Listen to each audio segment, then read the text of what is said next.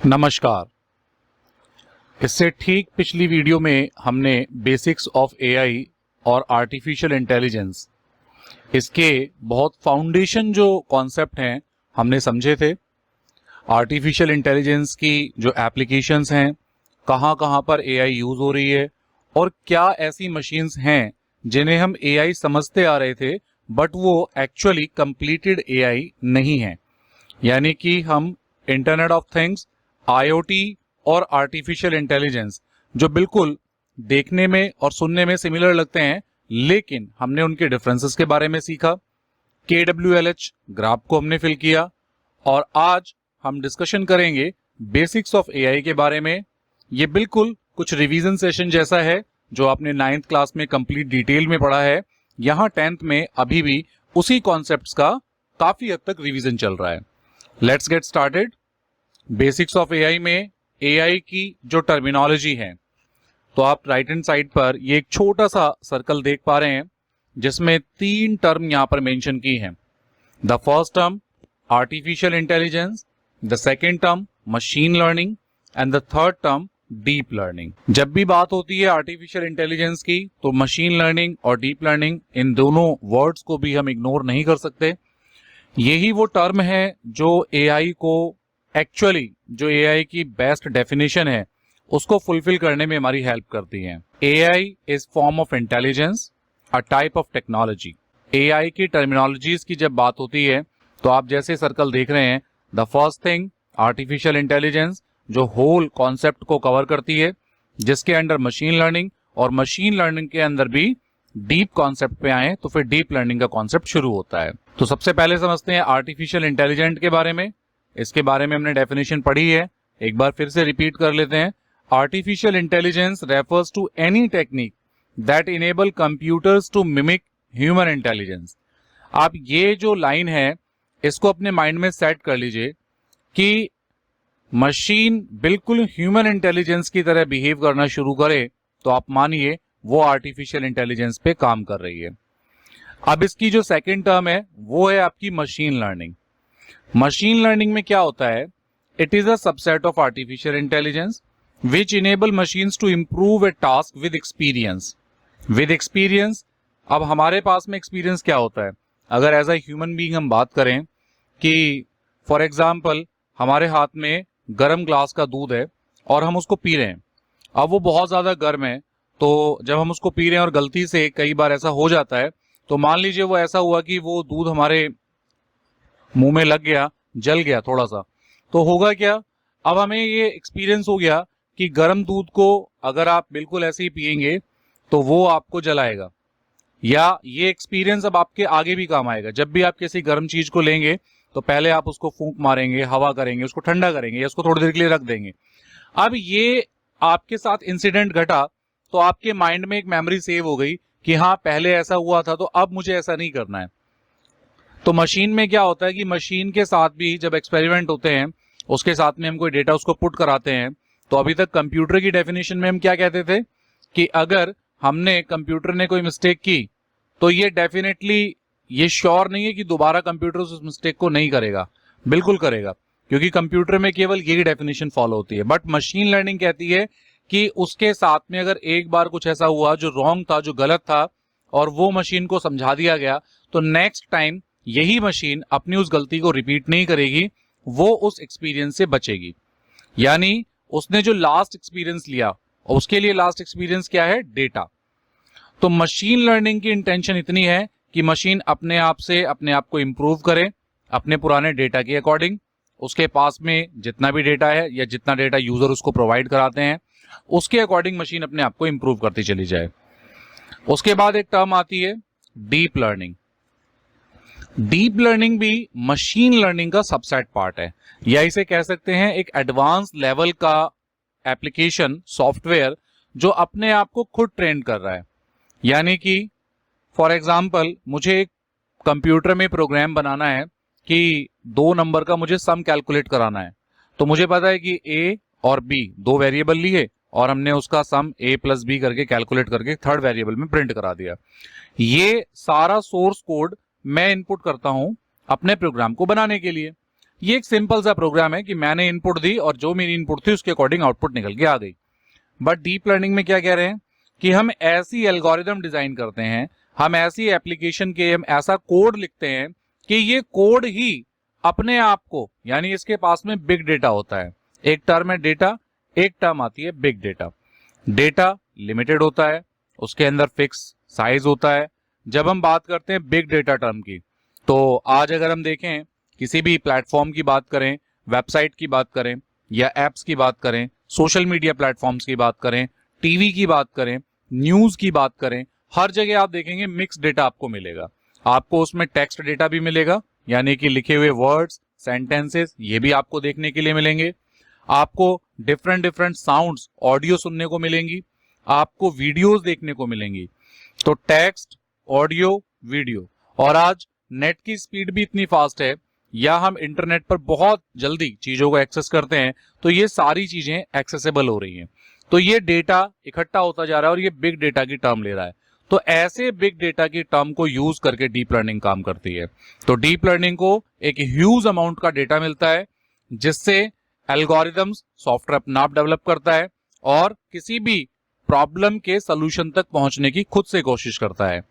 Machine learning थोड़ा fast work करती है, डीप लर्निंग को थोड़ा टाइम लगता है। मशीन लर्निंग की एक्यूरेसी में कुछ एक पॉइंट परसेंटेज कम हो सकती हैं, लेकिन जब डीप लर्निंग की बात आती है, ह्यूज अमाउंट ऑफ डेटा दिया जाता है, तो फिर वो एक्यूरेट रिजल्ट निकालने के बिल्कुल नियर बाई होती है। ये बिल्कुल ऐसे ही है कि एक बच्चे ने एक किताब पढ़ी, मान लीजिए उस किताब में चैप्टर था हमारा राज्य, हमारी स्टेट। अब फॉर एग्जाम्पल मैं उत्तर प्रदेश में रहता हूं, तो मुझे एक बुक मिली, एक राइटर थे, उन्होंने एक बुक लिखी और मैंने उस बुक को पढ़ा कि हमारे राज्य को लेकर के, तो उत्तर प्रदेश के बारे में मैंने उस एक बुक के उस ऑथर से पढ़ा। अब एक और बच्चा है जिसके पास में 5 बुक्स हैं और वो पांचों अलग अलग ऑथर की बुक्स हैं, अलग अलग तरीके से ऑथर ने लिखा होगा। अब है वो उत्तर प्रदेश के बारे में। अब ऐसे में क्या होगा, जिस बच्चे ने केवल एक बुक पढ़ी है तो उसके पास में जो नॉलेज होगी वो उस ऑथर के राइटिंग्स के अकॉर्डिंग होगी। लेकिन जो दूसरा बच्चा जिसने 5 किताबें पढ़ी हैं एक ही सब्जेक्ट को, एक ही टॉपिक को लेकर के, तो उसकी नॉलेज में आप बिल्कुल अंदाजा लगा सकते हैं। तो डीप लर्निंग बिल्कुल ऐसे ही काम कर रही है। मशीन लर्निंग में लिमिटेड डेटा प्रोवाइड करते हैं, जबकि डीप लर्निंग में हम ब्रॉड डेटा देते हैं। जैसे आप गूगल पे कोई टर्म सर्च करते हैं, आप गूगल पे कुछ भी लिखिए, तो आप क्या करेंगे, आप देखेंगे गूगल पे सैकड़ों में ऐसी वेबसाइट्स आएंगी जो नजर आएंगी जो एक ही टॉपिक को बताने के लिए होंगी। फॉर एग्जाम्पल आप लिखिए एनवायरमेंट डे, तो एनवायरमेंट डे पे आपको विकिपीडिया की वेबसाइट भी मिलेगी, एनवायरमेंट डे पे आपको यूएन की वेबसाइट भी मिलेगी, WHO की वेबसाइट पे भी आपको एनवायरमेंट के बारे में कुछ ना कुछ मिलेगा। अब ये इतनी इतनी डिफरेंट डिफरेंट साइट्स, इन पर लिखने वाले जो आर्टिकल्स लिखने वाले जो लोग होंगे वो भी बहुत अलग अलग होंगे, हर एक की थॉट्स अलग होगी। अब इन सारी थॉट्स को अलग अलग जगह मेंशन किया हुआ है। डीप लर्निंग क्या करेगी, इन सब से डेटा को उठाएगी और अपने माइंडसेट को डेवलप करेगी। वो देखेगी कि विकिपीडिया क्या कह रहा है एनवायरमेंट के बारे में, WHO की वेबसाइट एनवायरमेंट के बारे में क्या कह रही है, उसके पास में अलग अलग वेबसाइट्स के सोर्सेज के आंसर होंगे एक ही टॉपिक को लेकर के, तो उसकी जो प्रेडिक्शन होगी वो बहुत एक्यूरेसी लेवल तक जाने वाली होगी। जैसे कहते हैं हम जनरली आपस में अगर बात करते हैं कि भाई ये व्यक्ति बहुत लोगों से मिलता है, बहुत लोगों से मिलता जुलता है, तो इसके पास में बहुत अधिक नॉलेज होगी। उसका कारण क्या है, क्योंकि वो जितने लोगों से मिलता है, तरह तरह की बातें होती हैं, उनसे वो डील करता है, तो इस कारण में उसकी जो एक नॉलेज है, उसकी जो अंडरस्टैंडिंग है वो बढ़ जाती है। तो डीप लर्निंग में हम बिल्कुल मशीन को इस तरीके से ट्रेन करते हैं, उसको डिफरेंट डिफरेंट काइंड के डेटास प्रोवाइड कराते हैं और मशीन को खुद ये समझने पे छोड़ देते हैं कि वो अपने आप से सही प्रॉब्लम के सोल्यूशन तक पहुंच जाए। तो ये कुछ छोटे से कॉन्सेप्ट हैं जो कि आर्टिफिशियल इंटेलिजेंस के सबसेट पार्ट हैं। ये एक सोर्स से लिया गया एक इमेज है, एड्यूरेका की एक वेबसाइट है, वहां से ये इमेज लिया गया है, जिसमें आर्टिफिशियल इंटेलिजेंस, मशीन लर्निंग और डीप लर्निंग, जिसके बारे में बिल्कुल क्लियर मेंशन है। आर्टिफिशियल इंटेलिजेंस एक टेक्निक है, मशीन लर्निंग उसका सबसेट पार्ट है और डीप लर्निंग उसका भी सबसेट पार्ट है। जैसा कि आप यहाँ पे देख रहे हैं, इसमें एक आइकन्स भी बने हैं। एआई को यहाँ पे एक छोटे से माइंड के आइकन से रिप्रेजेंट किया गया है, मशीन लर्निंग सेटिंग्स के आइकन से रिप्रेजेंट किया गया है, जबकि डीप लर्निंग में फंक्शन, फॉर्मूलाज बताए गए हैं, क्योंकि यहाँ पे एल्गोरिदम्स लिखी जा रही हैं। यहाँ पे हम एक टेक्निक बता रहे हैं जिस टेक्निक से मशीन हमारी लर्न करना शुरू करेगी। अब आते हैं एआई के डोमेन्स के बारे में। तो जैसे अभी एआई की हमने 3 टर्म देखी, AI, ML, DL, machine learning, deep learning, artificial intelligence. ऐसे ही आर्टिफिशियल इंटेलिजेंस के 3 बहुत ही इंपॉर्टेंट डोमेन है। नंबर 1 है डेटा साइंस, नंबर 2 है कंप्यूटर विजन और नंबर 3 है नेचुरल लैंग्वेज प्रोसेसिंग, जिसे हम शॉर्ट फॉर्म में एनएलपी भी कहते हैं। पहली term data science. Data science is the domain of AI related to data system and processes, in which the system collects numerous data, maintains data sets and derives meaning sense out of them. Data science भी एक अपने आप में एक अलग subject है, वैसे देखा जाए तो ये एक बहुत ही ब्रॉड लेवल पे सब्जेक्ट है।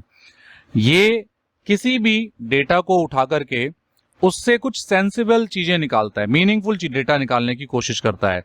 तो ये डेटा साइंस की एक पूरी की पूरी टेक्नोलॉजी है, टर्मिनोलॉजी है। उसके बाद में अगर डेटा साइंस के एग्जांपल देखें, जैसे price comparison website. For example आपको किसी होटल में स्टे करना है, तो आपने शायद एक वेबसाइट का ऐड सुना होगा, ट्रिवैगो। तो उसमें क्या होता है, या policybazaar.com आपने नाम सुना होगा। उसमें क्या होता है, अलग अलग कंपनी के जो इंश्योरेंस प्लान है वो वहां पर एक साथ मेंशन करके दिखाते हैं। तो ये एक तरीके से डेटा साइंस है। प्राइस कंपैरिजन वेबसाइट कि भाई यहाँ पे इतने का प्राइस है, यहाँ पे इतने का प्राइस है, यहाँ पे इतने का प्राइस है। कुछ एग्जाम्पल भी यहाँ दिए हैं, प्राइस ग्रैबर है, प्राइस रनर है, जंगली है, शॉप जिला है। ये कुछ एग्जाम्पल्स वेबसाइट है। तो यहाँ पे क्या होगा, these websites are being driven by lots and lots of data. तो जैसे मैं आपसे कह रहा था कि एनवायरमेंट की डेफिनेशन फॉर एग्जाम्पल विकिपीडिया के पास भी होगी, WHO के पास भी होगी, और भी ऐसे कई आर्टिकल्स लिखने वाले होंगे, उनकी वेबसाइट्स होंगी या उनके ब्लॉग्स होंगे, वहां पर भी उसकी डेफिनेशन होंगी। तो सब डेफिनेशंस को उठा करके एक प्लेटफॉर्म पे लेकर के आना, ये काम डेटा साइंस का होता है, जिसका एक एग्जांपल हमने प्राइस कंपैरिजन वेबसाइट्स के थ्रू समझने की हमने कोशिश की है। दूसरी टर्म आती है कंप्यूटर विजन, जो बहुत पॉपुलर टर्म है। आज अगर हम देखते हैं कि जो भी इलेक्ट्रिक कार्स आ रही हैं, ड्राइवरलेस कार आ रही हैं, उसमें सीवी की जो टेक्नोलॉजी है वो बहुत इंपॉर्टेंट और बहुत मेन रोल यहां पर प्ले करती है। Capability of a machine to get and analyze visual information and afterwards predict some decision about it. तो मशीन क्या करती है, आपकी विजुअल डेटा को एनालाइज करती है। जैसे हमारी आंखें जिधर भी देखती हैं, हमारी आंखें जब खुली होती हैं और हम बिल्कुल कहीं भी देख रहे होते हैं, तो हम ऑब्जेक्ट का आइडेंटिफिकेशन करते हैं। जैसे अगर मान लीजिए हम रोड पर चल रहे हैं, तो रोड पर हमें रोड भी दिखेगा, हमें रोड पर लगे खंबे भी दिखेंगे, हमें कारें भी दिखेंगी। हम कारों को भी कैटेगराइज करेंगे कि ये छोटी कार है, ये बड़ी कार है। हम कारों को कलर से भी कैटेगराइज करेंगे, ये सफेद कार है, ये काली कार है, ये नीली कार है।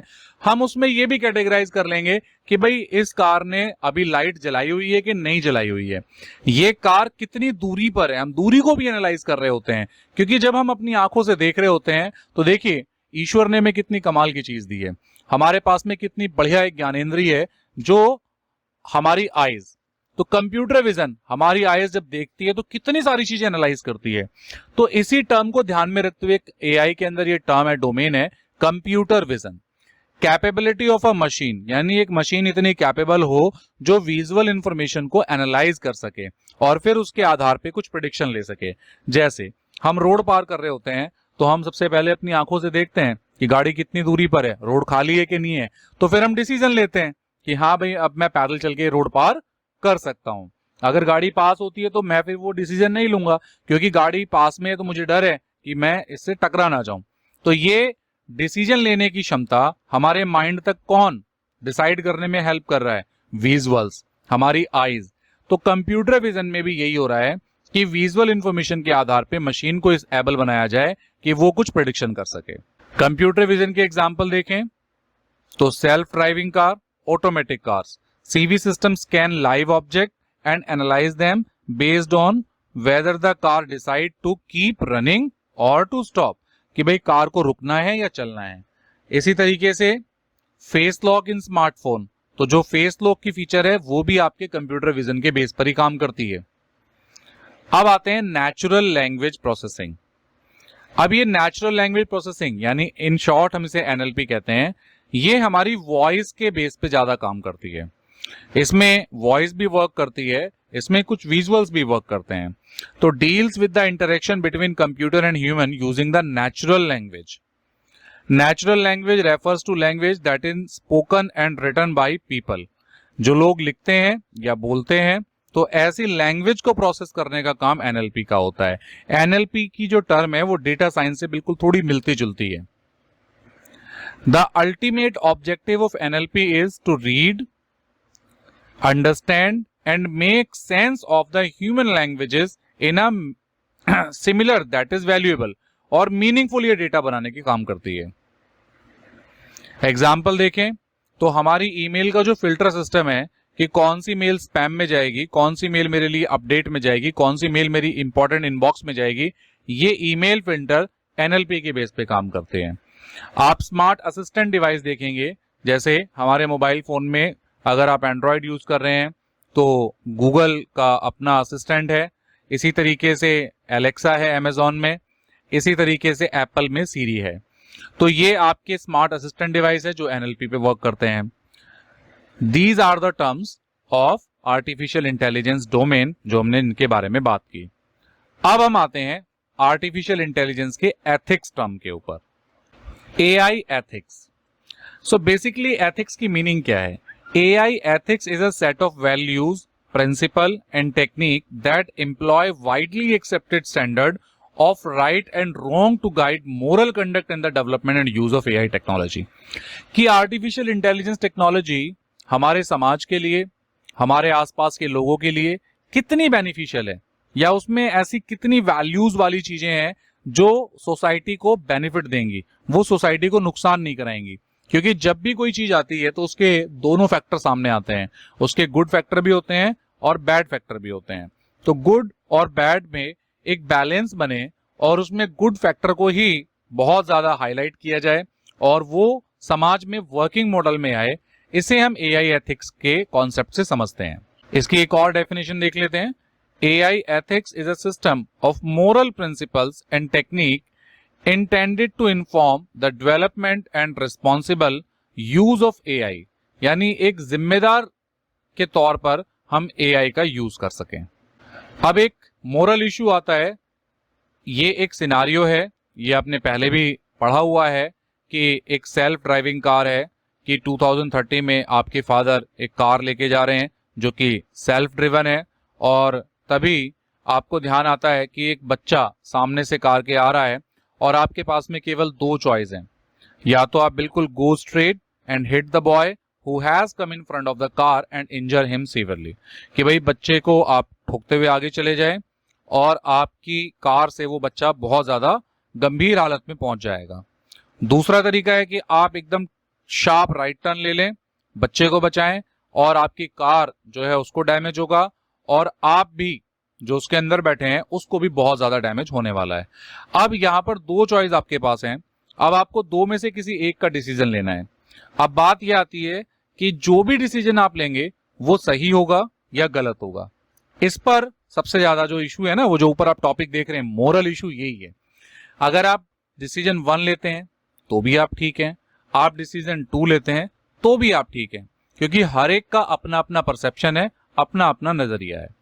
So here the morality of the developer gets transferred into the machine, as what according to him her is right would have a higher priority and hence would be the selection made by the machine. तो अगर ये car आप चला रहे होते और आपके पास ये दो चॉइस होती तो जिम्मेदार हर हाल में आप ही होते। लेकिन अगर गाड़ी, मशीन खुद से ये ड्राइव इन कर रही है, यानी एक सेल्फ ड्राइविंग कार है, मशीन को ये दो में से कोई एक डिसीजन लेना है, तो ये डिसीजन क्या लेना है ये किस पे डिपेंड करेगा? जिसने उस मशीन के लिए सॉफ्टवेयर को डिजाइन किया गया है, जिसने उसके लिए एल्गोरिदम लिखी होगी। अगर उसका माइंडसेट एल्गोरिदम में आएगा तो वो दो में से किसी एक चॉइस पर ही जाएगा।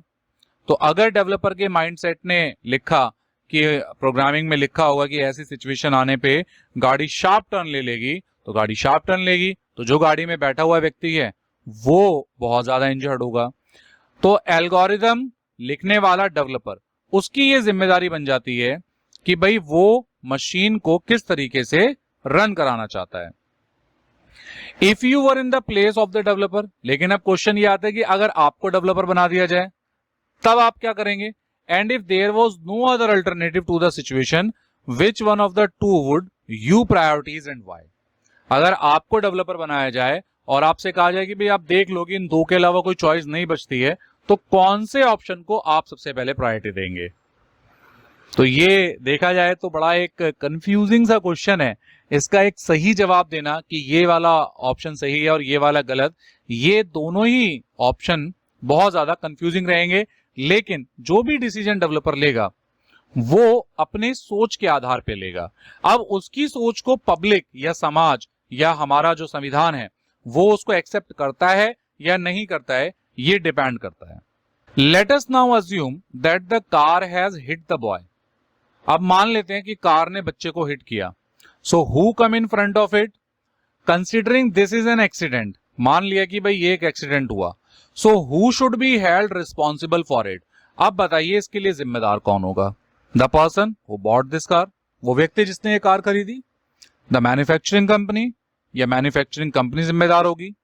The developer who developed the cars algorithm, या वो डेवलपर जिम्मेदार होगा जिसने कार के लिए एल्गोरिथम लिखी? या वो बच्चा जो कार के सामने आ गया? अब क्वेश्चन ये आता है, अब आप बताइए सोच करके कि आपके हिसाब से क्या है? तो आंसर भी बिल्कुल सिंपल है। The choice might differ from person to person and one must understand that nobody is wrong in this case. तो हम समझ सकते हैं कि भाई अलग अलग व्यक्ति के ऊपर डिपेंड करता है कि वो कौन सी चॉइस लेगा। So every person has a different perspective and hence he she take decision according to their moralities. तो वो अपने मोरल्स के हिसाब से कोई भी डिसीजन वो ले लेगा। लेकिन अब जिम्मेदार कौन है, रिस्पॉन्सिबिलिटी कौन है, यही बात एआई के एथिक्स में कही जा रही है। इसी में एक टर्म आती है डेटा की प्राइवेसी। क्योंकि आज की डेट में जैसे यहाँ पे एक बहुत आप हाईलाइटेड लाइन देख रहे हैं, data is the new gold. जैसे गोल्ड की बहुत ज्यादा कीमत होती है, गोल्ड एक वैल्यूएबल असेट है, इसी तरीके से आज की डेट में डेटा जो है वो हमारे लिए बिल्कुल गोल्ड की तरह है। आज जिसके पास में जितना ज्यादा और एक्यूरेट डेटा है वो उतना बड़ा बिजनेसमैन है, वो उतना बड़ा एक हम कह सकते हैं रिचेस्ट पर्सन है। One of the major sources of data, अगर हम डेटा सोर्स की बात करें तो डेटा आज हमारे पास में कितनी कंपनियां हमसे डेटा ले रही हैं?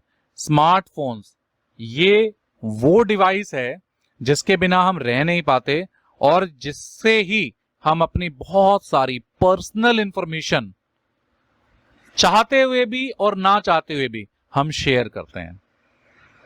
क्योंकि मैं बहुत प्रैक्टिकल बात बताता हूं, अगर आपका फोन आपके पास है, आपने उसका इंटरनेट भी ऑफ करके रखा हुआ है और फोन आपके पास है और आप दो लोग आपस में बातें कर रहे हैं, तो वो फोन आपकी वो बातों को भी रिकॉर्ड कर रहा होता है, बहुत साइलेंटली रिकॉर्ड कर रहा होता है। और कुछ एप्लीकेशन जिनको ये परमिशन मिली हुई होती है वो आपके इस डेटा का यूज करते हैं।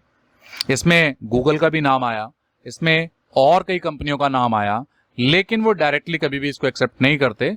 लाइक गूगल असिस्टेंट है, तो जब वो आपकी वॉइस को सुनता है, एलेक्सा है या सीरी है, वो आपकी वॉइस को सुनती है, तो वो उसे बार बार पता चलता है कि आप बार बार क्या बोल रहे हैं, तो उसके आधार पे वो प्रेडिक्शन लगाना शुरू कर देती है। आप मान लीजिए अमेजोन पर जाते हैं, अमेजोन की वेबसाइट से या अमेजोन के ऐप से आप कुछ प्रोडक्ट खरीदते हैं और आप रेगुलर लेवल पे मान लीजिए आपको जैम पसंद है, अब आप हर महीने या 3 महीने 4 महीने बाद आप जैम ऑर्डर करते हैं, तो अमेजोन ऐप को अब ये पता चल चुका है कि आप जैम को पसंद करते हैं। अब क्या होगा, आपको गूगल पे जैम के ऐड नजर आने लगेंगे, आपके स्मार्ट टीवी पे आपको ऐड नजर आने लगेंगे जैम से रिलेटेड, क्योंकि वो डेटा आपका पर्सनल डेटा कि आप क्या खाते हैं, क्या पहनते हैं और आपको क्या अच्छा लगता है, आपकी लाइक, आपके डिसलाइक, मैंने पहले भी बताया था जैसे नेटफ्लिक्स है, यूट्यूब है, तो ये सब सोर्सेज से हम क्या करते हैं, चाहते हुए भी और ना चाहते हुए भी अपना डेटा शेयर करते हैं। हालांकि कहा जाता है कि बहुत सिक्योरिटी रखिए, लेकिन फिर भी हम कह सकते हैं कि एक लेवल तक ही हम सिक्योरिटी रख पाते हैं, लेकिन उसके बाद भी सिक्योरिटी हमारे हाथ में नहीं रहती है। तो डेटा की प्राइवेसी से रिलेटेड कुछ हेल्पिंग पॉइंट है, like whenever you download an app and install it, तो आप देख लीजिए आप उसकी परमिशन आपने कितनी एनेबल की है, कितने डिसेबल की हैं। तो ये कुछ तरीके हैं जिनसे डेटा से बचा जा सकता है। डेटा प्राइवेसी को लेकर के कुछ क्वेश्चंस हैं जो माइंड में आते हैं, जैसे where were you surprised about the kind of data that is being collected about you. आपको पता है कि आपके बारे में कितने तरीके का डेटा इकट्ठा होता है। आर यू कंफर्टेबल, क्या आप कंफर्टेबल है कि डेटा कलेक्ट किया जा रहा है। और आप जानते हैं कि कौन कौन सी ऐसी वेबसाइट हैं जो ये डेटा कलेक्ट करती हैं, कितने तरीके का डेटा कलेक्ट किया जा रहा है और मिस यूज कितना उसका हो सकता है। एक पॉजिटिव यूज भी है, तो जैसे मैंने बताया कि एक चीज के गुड फैक्टर भी हैं और बैड फैक्टर भी हैं। तो ये कुछ क्वेश्चंस हैं जो आपके सामने स्क्रीन पर आपको दिख रहे हैं। मैं चाहूंगा कि आप बिल्कुल आधे मिनट का समय लगाइए और इन क्वेश्चंस को एक बार जरूर देखिए, जो आपके माइंड पे बिल्कुल ये आज एक क्वेश्चन तो जरूर खड़ा करेंगे कि क्या सच में डेटा इतने तरीके से हमारा मोबाइल फोन या हमारी कोई भी इंटरनेट से जुड़ी हुई डिवाइस कलेक्ट कर रही है। चलिए आज की वीडियो में डेटा प्राइवेसी तक का ही टॉपिक कवर करते हैं। हाँ, आपको इस पूरे टॉपिक्स के अंदर कोई भी अगर डाउट लगता है तो आप हमें जरूर बताइए। आपको लगता है कि कुछ इंप्रूवमेंट करने की जरूरत है तो अभी हमारे साथ डेटा शेयर जरूर कीजिए।